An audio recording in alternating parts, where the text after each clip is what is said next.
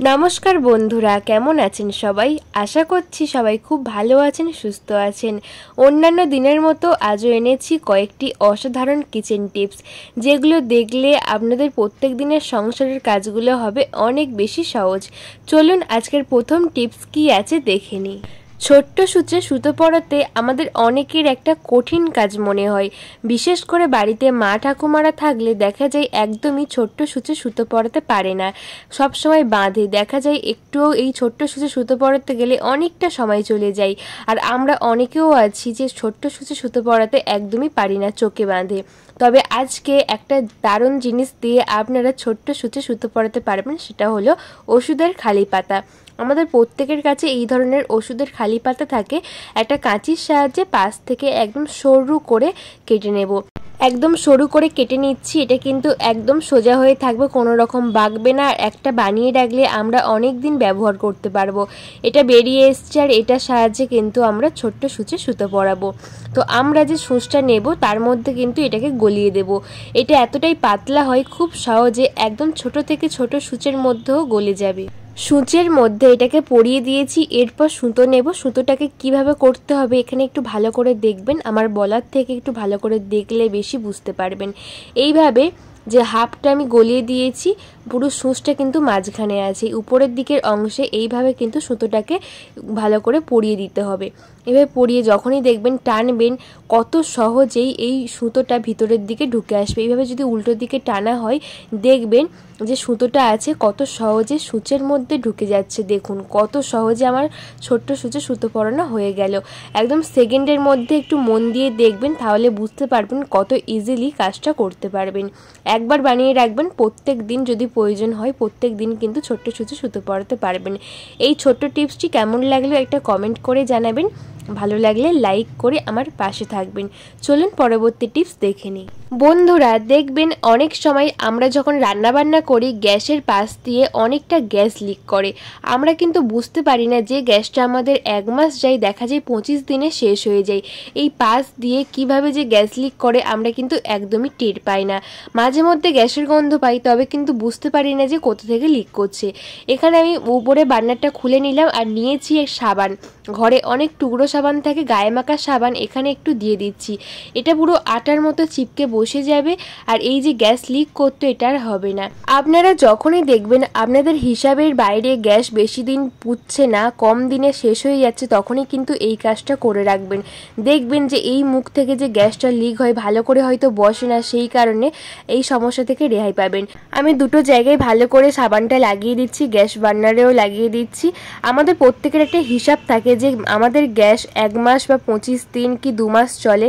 সেখানে হিসাবের বাইরে যখন দেখা যায় কম দিন পুড়ছে, তখনই কিন্তু মাথাটা গরম হয়ে যায়। হিসাব থেকে কিন্তু অনেকটা টাকা নষ্ট হয়, অনেক টাকা খরচও হয়ে যায় প্রতি মাসে যদি আমাদের দুটো গ্যাস বা 2 মাসে দুটো গ্যাস লাগে। তাই এইভাবে একবার করবেন, দেখবেন এই সমস্যা থেকে রেহাই পাবেন।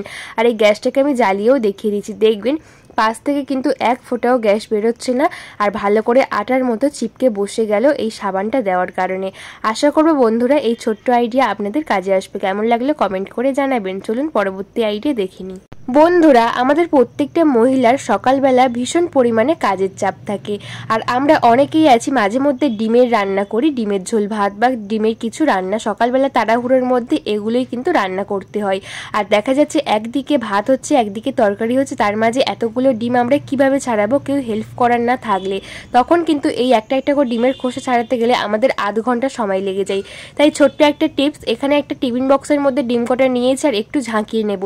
একটা টাইট টিফিন বক্সের মধ্যে দিয়ে ভালো করে ঝাঁকিয়ে নেব। এরপর দেখবেন এই ডিমের খোসাগুলো অর্ধেকটা ছেড়ে ছেড়ে গেছে এই ঝাঁকানোর কারণে। দেখুন একটু হাত দিলেই কিন্তু সমস্ত রকম ডিমটা আমাদের ছেড়ে আসছে খোলা থেকে। কত সহজেই ডিমটা কিন্তু পরিষ্কার করে ফেলছি, একটু টাইম লাগছে না, বারবার কিন্তু মেরে মেরে ডিমটাকে ছাড়াতে হচ্ছে না। একসঙ্গে কিন্তু অনেকগুলো ডিম আমরা এইভাবে ছাড়িয়ে নেব, একটুও কিন্তু ফাটবে না, আর কেউ খোসার সঙ্গে উঠেও যাবে না। দেখুন সেকেন্ডের মধ্যে আমরা সকালবেলা তাড়াহুড়োর মধ্যে একসাথে কতগুলো ডিম ছাড়িয়ে নিলাম। আশা করছি বন্ধুরা এই ছোট্ট টিপস আপনাদের কাজে আসবে। কেমন লাগলো অবশ্যই কমেন্ট করে জানাবেন। চলে এলাম পরবর্তী টিপসে। বন্ধুরা, আমাদের প্রত্যেকের বাড়িতে এই ধরনের কন্টেনার থাকে যেগুলো ঢাকনা ফেটে গেছে, আমরা কন্টেনারটা ফেলে দিচ্ছি, বা প্রচুর পরিমাণে কন্টেনার জমে গেলে আমরা কিন্তু এমনিতেই ফেলে দিই। এই প্লাস্টিকের কন্টেনারগুলো তেমন কোনো কাজে আসে না, আবার অনেক সময় অনেক কাজেই আসে।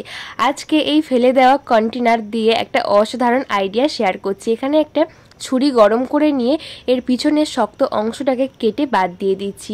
এটা একটা বানিয়ে রাখলে কিন্তু সারা বছর জুড়ে একটা কাজের হাত থেকে বাঁচবেন এবং বিপদ থেকে রেহাই পাবেন। তাই এই রকম একটা বানিয়ে রাখবেন। দেখুন, ছুরি গরম করতে এটা কিন্তু পিছনের শক্ত অংশ কাটা হয়ে গেছে। এটা আমরা কি কাজে ব্যবহার করব? আমরা অনেকেই শাক খেতে ভীষণ পছন্দ করি, তবে শাক ঝিরিঝিরি করে মোটে কাটতে পারি না।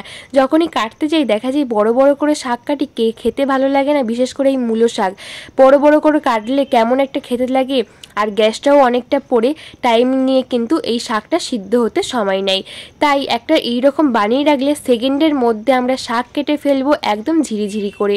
যতটা পারবেন ততটাই কিন্তু ঝিরিঝিরি করে কাটতে পারবেন, কারণ অনেকেই আমরা যারা নতুন সংসার করছি বা যারা একদমই শাক কাটতে জানি না, এদিকে খেতে ভালোবাসি, তবে হাতের আঙুল কাটার ভয়ে আমরা অনেকেই শাক কাটতে পছন্দ করি না। কারণ এই শাক কাটতে গেলে দেখা যায় একটু ঝিরিঝিরি করে কাটতে গেলে হাতের আঙুলটা কেটে গেছে, তখন আমাদের একার হাতের সংসার অনেকটাই সমস্যার মধ্যে পড়তে হয়। তাই এই প্রসেসটা ফলো করবেন, এইভাবে শাক কাটবেন, দেখবেন যতটা পারবেন ঝিরিঝিরি করে কাটতে পারবেন। এইরকমভাবে শেষ হলে আবার পিছন থেকে একটু ঠেলে নেবেন, নিলে দেখবেন সেকেন্ডের মধ্যে শাক কেটে ফেলবেন। কোনো রকম বটিও নিতে লাগবে না, ছুরি দিয়ে হাত কাটারও কোনো ভয় নেই। যে শাক কাটতে পারেন না সেও কিন্তু এই প্রসেসটা ফলো করলে শাক কাটতে পারবেন আরামসে। দেখুন কত সহজেই সেকেন্ডের মধ্যে ঝিরিঝিরি করে শাক কেটে নিচ্ছি, একটুও কিন্তু হাত কেটে যাচ্ছে না। শেষ হয়ে গেলে পিছন থেকে ঠেলে ঠেলে সামনের দিকে দিচ্ছে। আর এইভাবে কিন্তু যে কোনো শাক আপনারা সারা বছর কেটে নেবেন এবং খেতে পারবেন, কারণ হাতও কাটবে না, ঝিরিঝিরি করে কাটবেন, গ্যাসও কম পুড়বে, আর খুব তাড়াতাড়ি রান্নাটা হয়ে যাবে। আশা করব বন্ধুরা এই টিপসটি আপনাদের কাজে আসবে। কেমন লাগলো একটা কমেন্ট করে জানাবেন। আজকের কোন টিপস সবচেয়ে বেশি উপকারী একটা কমেন্ট করে আমাকে বলে যাবেন। একটু ভালো লেগে থাকলে লাইক কমেন্ট শেয়ার করে আমার পাশে থাকবেন, আর বন্ধু বান্ধব সকলের কাছে শেয়ার করে দেবেন যাতে সবার একটু হলেও কাজে আসে। আজকে আমার ছোট্ট রিকোয়েস্ট, আজকের আমার এই ভিডিও আপনারা কে কোন জায়গা থেকে দেখছেন একটা কমেন্ট করে বলবেন। আমার খুব ভালো লাগবে যে আমার ভিডিও কতদূর যাচ্ছে, কে কে দেখছেন। আমার চ্যানেলে আপনারা নতুন বন্ধু হলে যদি আমার ভিডিও একটু ভালো লেগে থাকে সাবস্ক্রাইব করে পাশে থাকা বেল আইকনটা প্রেস করে দেবেন, যাতে নতুন নতুন ভিডিও ছাড়লে সমস্ত ভিডিওর নোটিফিকেশন সবার আগে আপনাদের কাছে পৌঁছয়। আজকের কোন টিপস সবচেয়ে বেশি উপকারী বলে মনে হলো, আপনাদের প্রত্যেক দিনের সংসারে কাজে আসবে, একটা কমেন্ট করে আমাকে বলে যাবেন। আমার খুব ভালো লাগবে। একটু ভালো লাগলে বন্ধু বান্ধব সকলের কাছে একটু শেয়ার করে দেবেন যাতে সবার একটু হলেও কাজে আসে। সবাই ভালো থাকবেন, সবাইকে ভালো রাখবেন। দেখা হবে খুব তাড়াতাড়ি নতুন ভিডিওতে। টাটা বন্ধুরা।